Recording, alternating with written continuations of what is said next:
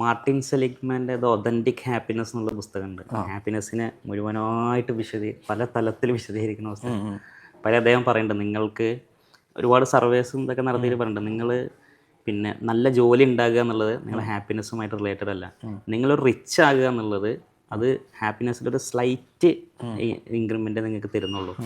അതേപോലെ പിന്നെ നിങ്ങൾക്ക് നല്ല കാർ ഉണ്ടാകുക എന്നുള്ളതോ വലിയ വീട് ഉണ്ടാകുക എന്നുള്ളതോ ഒന്നും നിങ്ങളുടെ ഒരു അതൊരു പോയിന്റ് വരെ നമ്മളെ ഹാപ്പി ആക്കും.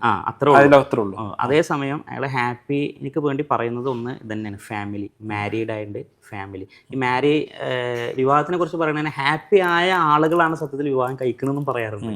അപ്പോൾ ഒന്ന് രണ്ട് പിന്നെ അയാളുടെ ഒരു സബ്ജക്റ്റീവ് വെൽബീയിങ്, മൂന്നാമത് അവർക്കൊരു മതം ഉണ്ടായിരിക്കുക എന്ന് പറയുന്നുണ്ട്.